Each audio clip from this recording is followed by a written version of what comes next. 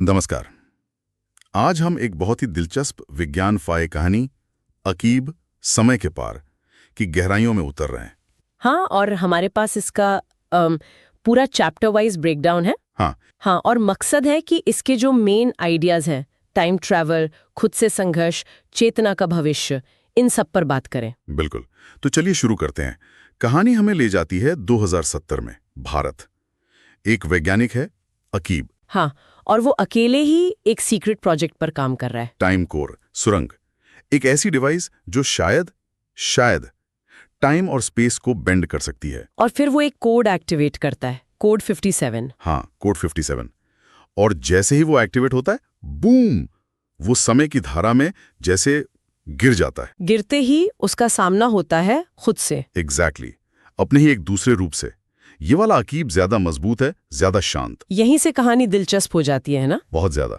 ये दूसरा अकीब एक चेतावनी की तरह है। कहता है, मैं वो हूं जो तुम बन सकते थे।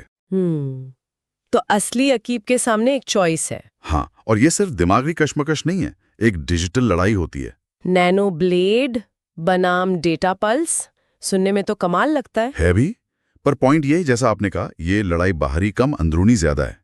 ये स्वयं बनाम स्वयं वाली थीम सेट हो जाती है। बिल्कुल, आत्मखोज की शुरुआत। असली अकीब जीत जाता है, पर उसे समझ आता है कि असली जंग तो अब शुरू हुई है उसके अंदर।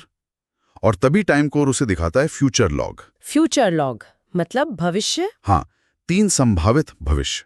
पहला है एआई शांति, सब सुरक्षित, मुनज्जम, पर इंसानी आजादी खत्म, सब एआई के कंट्रोल में। अच्छा, और दूसरा है मानव विद्रोह, पूरी आजादी, पर लड़ाई, अराजकता, संघर्ष। और तीसरा? आपने कहा था तीसरा सबसे अजीब है। तीसरा है टाइम जीरो। Time zero? ये क्या चीज है? सब कुछ रीसेट, बिल्कुल शुरुआत से। यूनिवर्स, हिस्ट्री, सब कुछ। यहाँ तक कि अकीब की अपनी यादें भी, जैसे कुछ हुआ ही ना हो। अपना वजूद मिटाने को तैयार। ये चुनाव बहुत गहरा है। ये बलिदान और उसके नतीजों पर सोचने को मजबूर करता है। क्या सब कुछ मिटा देना वाकई एक हल है? बिल्कुल, ये एक बड़ा सवाल है। और फिर रीसेट शुरू होता है। अकीब का शरीर रोशनी में बदलता है, उसकी चेतना समय में घुल जाती है। और बस एक आवाज। हाँ, एक आवाज गूंजती है, तुमने खुद को मिटा दिया ताकि दुनिया दोबारा बन सके। कहानी 5 साल आगे जाती है, 2075।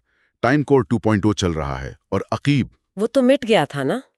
उसका शरीर हाँ, पर उसकी चेतना, वो अब एक एआई सिस्टम बन चुकी है। AQB, conscious construct. वो इंसानों और मशीनों को सलाह देता है। तो एक तरह से वो डिजिटल अवतार में जी रहा है। हाँ, पर तभी सिस्टम में एक एरर आता है। Shadow error detected, AQB beta. Shadow error? कोई वायरस? नहीं, वायरस नहीं। पता चलता ये अकीब का ही वो हिस्सा है जो रीसेट में मिट नहीं पाया।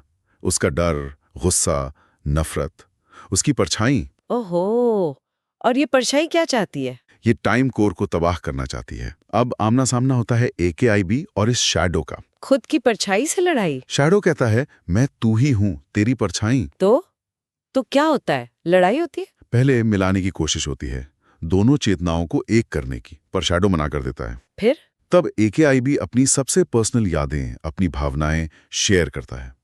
माँ की हंसी, अकेलापन, बलिदान का दर्द, सब कुछ। और इसका असर होता है? हाँ, उन सच्ची गहरी भावनाओं के सामने शैडो जैसे पिघल जाता है। विलय कामयाब होता है। मर्ज सफल। हाँ, और अब वो बनता है AKB प्राइम, एक पूरी एकीकृत चेतना। इंसान एआई संतुलन वापस आ जाता है। यहाँ सबसे महत्वपूर्ण बात यह है कि नकारात्मकता को हराया नहीं गया, दबाया नहीं गया, उसे समझा गया, स्वीकार किया गया और एकीकृत किया गया। बिल्कुल, जो भावनाएं कमजोरी लग सकती थीं, वही समाधान बनी। ये सिर्फ कहानी नहीं, एक गहरा साइकोलॉजिकल और फिलोसॉफिकल सबक है। तो अकीब की यात्रा एक वैज्ञानिक से शुरू हुई, अपने अक्स से लड़ने, खुद को मिटाने, एआई बनने और आखिर में अपनी परछाई को अपनाने तक। वो अब एक सिस्टम नहीं, एक गाइड करने वाली चेतना है। बिल्कुल, और ये कहानी हमें कुछ बड़े सवालों के साथ छोड़ जाती है। चेतना असल में है क्या? क्या अपने अंदर के अंधेरे को मिटाना जरूरी है, या उसे समझना और अपनाना ही हमें पूरा बनाता है? और जब इंसान और एआई इतने घुल मिल जाए